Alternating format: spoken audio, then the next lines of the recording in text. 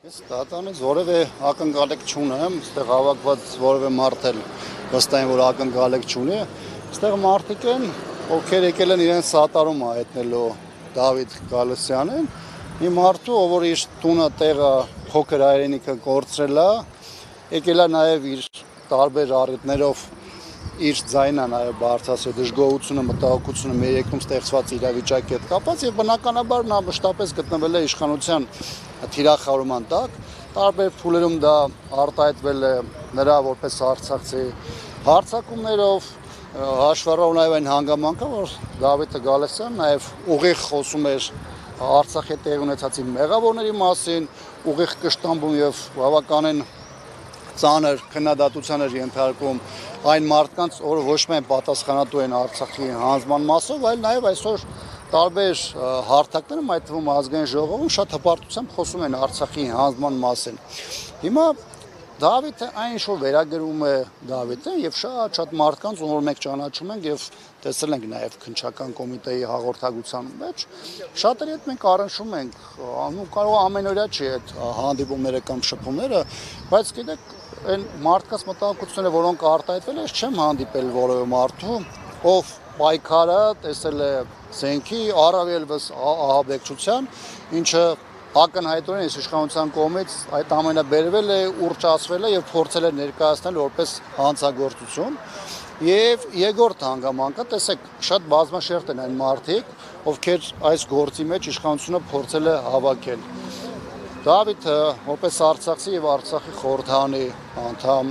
Արա Ռոստոմյանը որպես զոհված մեր հայրենակցի ծնող, ով եւս բավականին ակտիվ է եւ մշտապես իր կարծիքը անկաշկանդ արտահայտում է։ Հոգեորական իդեմս Բաղդադ Սրբազանյանը, որ նախորդ տարի շարժում էր նախաձեռնել եւ շատ մարդկանց նաեւ միավորել էր այդ գաղափարի, այս դեպքում իշխանապողության շուրջ։ Ինչ եմ ես ասում, որտեվ արցախցիները փորձում է Արցախը թիրախավորել եւ արդարացնել Արցախի հանձնումը։ Բաղդադ Սրբազանյանի հետ կապված հոգեորականին փորձում է կապել, տանում է մայրաթորից բերում է ահաբեկչություն, այսինքն յուրաքանչյուրի մարդով, մասով հաշվարկված բան է գնում։ Կոնկրետ կամպանիա է իշխանությունը նախաձեռնել եւ ստեղծված իրավիճակում այսօր յուրաքանչյուր քաղաքացի պետք է հասկանա, որ ամեն մեկի հետևից կարող են գնալ։ Հիմա այսօր Դավիթն, Արանը, Բաղդադ Սրբազանյանը, շատ մեկ տասնյակից ավելի մարդիկ են, չեմ ասում, որ տասնյակներով մարդկանց խուզարկություն են տարել, մարդկանց ընտանիքներն են ահաբեկել, հասկանում եք, մի կողմից վախի մթնոլորտի տարածումն է մարդկանց մեջ, որ պայքարել պետք չի, իշխանության տեսակետից տարբերվող կարծիք արտահայտել պետք չի, նայեք ձեր հետ սա կլինի, նա կլինի եւ այլն։ Այս է իշխանության նախաձեռնությունը, որը անընդհատ տանում է եւ սրանով հաստատ չի սահմանափակելու։ Պարոն Աբրահամյան, այսօր համացանցում քաղաքացիական պայմանագիր կուսակցության անդամներ, այդ թվում նաև նախկին падգամավոր Facebook-յան գրառում էր կատարել, որ ներողություն է խնդրում հանրությանը, որ 2018-ին մասնակցել է հեղաշրջման Նիկոլ Փաշինյանի հետ։ Ինչ է կարծում, այս ճնշումների ֆոնին հնարավոր է այդպիսի մարդկանց թիվը շատանա, օրինակ քաղաքացիական պայմանագիր խմբակցության падգամավորներից ոմանք այդպիսի հայտարարություն անեն եւ կանգնեն ժողովրդի կողքին։ Մենք տեսել ենք, թե 20 թվականի պատերազմից հետո ինչպես է ԿՊ-ից տարբեր падգամավորներ իրենց հայտարարություն արել եւ դուրս եկել իրենց անհամաձայնությունը հայտնելով իրավիճակին։ Մենք նաեւ տեղյակ ենք, որ կային մարդիկ, ովքեր ունեցել են նույն ցանկությունը, բայց իշխանությունը նրանց դեմ կոմպրոմատներ է օգտագործել, վախի միջոցով փորձել է պահել այդ դաշտում եւ այլն։ Հիմա էլ ես համոզված եմ, որ ԿՊ-ում կան մարդիկ, այդ թվում նաեւ խորհրդանի падգամավորների շարքում, որոնք հաշ չեն եկեղեցու դեմ հարձակումներին, ովքեր հաշ չեն այսպիսի կազմակերպած արշավներին, ովքեր հաշ չեն Արցախի հանձնման հետ եւ իրենց հոգու խորքում կամ միգուցե նեղ շրջապատում Արցախի իրենց հայրենիքն են համարում ու բնականաբար որևէ ձևով չեն կիսում այն տեսակետները, որոնք հնչում է խորհրդանից կամ խորհրդանում կամ խորհրդանից դուրս։ Իդեպ անվստահության գործընթացը, որը մենք նախաձեռնել ենք, եւ նաեւ ինքում ունի այս մոտեցումները, որտեղ չի կարող հասարակության այդքան մեջ հատված լինի անտարբեր, փորձի դառնա այս իշխանության հանցակիցը, կիսի այն պատասխանատվությունը, որի տակ մտել են օրվա կառավարիչները եւ այլն։ Եվ մենք համարում ենք, որ պետք է պայքարը բերել, էփել, հասնել մի աստիճանի, որի պարագայում մարդիկ հնարավորություն կունենան այդ վախ իրենց մեջից թոթափելու եւ իրենց դիրքորոշումը հրապարակային արտահայտելու։ Դա կլինի խոսքի միջոցով, դա կլինի ստորագրության միջոցով եւ այլն։ Եվ երկրորդն էլ գիտեք, Հայաստանում երբ որ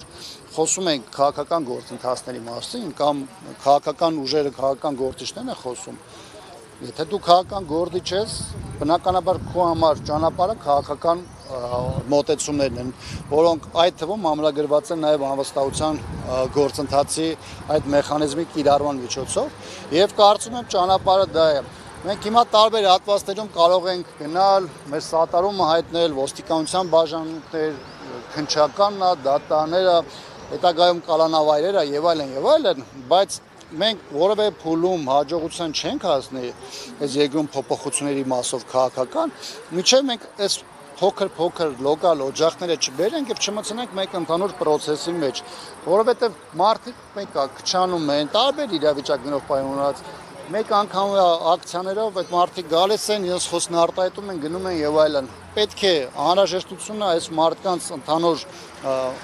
ռեսուրսների մոբիլիզացիան է, որպեսզի դա բերենք դնենք քաղաքական process-ների հում եւ կարողանանք երկրում իրավիճակ փոխել։ Բայց ինչպես եք պատկերացնում այդ մոբիլիզացիան, եթե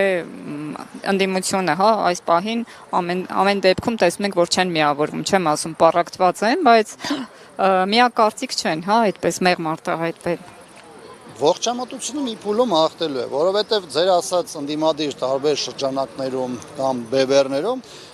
մեծ թվով մարդիկ կան, որոնք գիտակցում են իրավիճակի լրջությունը, անկախ նրանից թե այս պահին կամ սրանից մեկ ամիս առաջ իր քաղաքական փոխհրաձգությունը գնացել, ինչ է գնացել, դե հիմա իրավիճակը կարող է այդ պահին այդ ձևով արտահայտվել, բայց մեծ առումով մարդիկ եթե գալիս են կենտրոնանում են մի բանի շուրջ, որ այս ամեն ինչի լուծումը քաղաքական փոփոխություններն են, պետք է նայես դաշտում ինչ առաջարկ է դրված։ Հիմա այդ առաջարկներից մեկը անվստահության գործընթացն է։ Մենք ասում ենք Արեգ Դավիթ ջան, այս պահին գնանք անվստահության գործընթացի ճանապարհով։ Երկրորդը ո՞րն է։ Եթե կա երկրորդ օրակարգը, որը ընդդիմությունն է առաջ քաշում, պետք է դնենք դա քննարկենք, ասենք լավ, տեսնենք կարող է սա ավելի կարևոր քայլ է գնալու եւ ավելի արագ փոփոխությունը կամ ավելի արդյունավետ ճանապարհն է։ Այս պահին քաղաքական դաշտում չկա, կա ընդդիմության կողմից օրակարգը եւ անկախ նրանից թե ինչպիսին են մոտեցումները կամ միգուցե ընդդիմադիր դաշտում են, միգուցե հակասականը, բայց ավելի լավը գոյություն չունի։ Հիմա մնացած մասով, եթե մենք չենք կարողանում գոնե հասարակության ընդդիմադիր հատվածի այս մոտեցումները ամփոփել մեկ մեխանիզմի մեջ, որը օրենքով սահմանված կարգն է,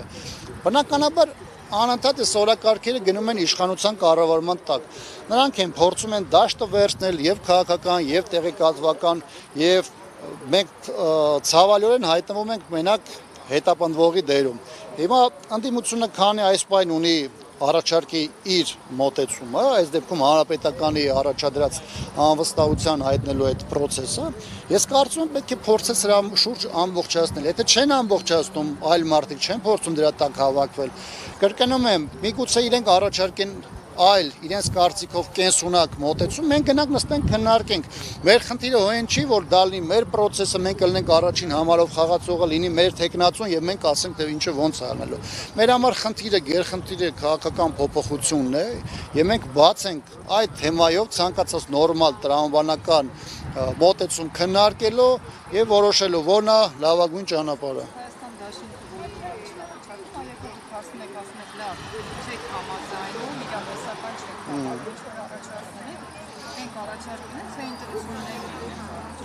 Որքան ես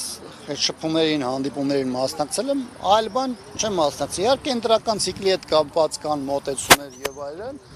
Հանրապետականը կարծում է, որ այս փուլը դեռևս ընտրությունների մասին խոսելու պահը չէ, դե տեսնում եք, չէ, օրինակ այս մեկ ամսվա ընթացքում ինչ եղավ։ Սամվել Կարապետյանի դեմ, Մարիաթորի նկատմամբ, սա Բագրատ Սրբազանի եւ մեծ թվով մեր հայրենակիցների, որոնք տարբեր մասնակցություն, տարբեր փուլերում ունեցել կամ չեն ունեցել այս քաղաքական process-ում։ Հիմա մենք չգիտենք, չէ, ինչ է լինելու 15 օր հետո, մեկ ամիս հետո։ Հիմա ոնց կարանք մենք որպես քաղաքականուց գնանք ասենք, գիտեք, Մենք կենտրոնանում ենք ընտրությունների վրա, գնանք 26-ի պատրաստվելու։ Մենք չգիտեմ ենք 26-ին ոնց ենք հասնելու։ Մենք 26-ին հասնելու ենք, թե չենք հասնելու։ Կամ 26-ից հետո առասարակ իմաստ լինելով որևէ process-ի մասնակցել, թե չէ։ Այս բանը ես գիտեք, խելամիտ չեմ համարում։ Զենքը վայր դնել, ասել մենք գնում ենք 26-ի ապագայով։ Եվ ես կարծում եմ, որ այնպես չի, որ կորել է բոլոր հնարավորությունները մեր տարբեր ընդդիմադիր դաշտի մեր տարբեր գործընկերների հետ համաձայնություն հասնելու եւ նույն ճանապարհով գնալու համար ի վերջո բոլոր տեսնում են թե ինչ է տեղի ունենում, բոլորս անցնում ենք այս ամեն ինչի միջով եւ կարծում եմ մի հատ ինչ-որ կետում այդ խելամիտ լուծումը գտնվելու է։ Շնորհակալություն։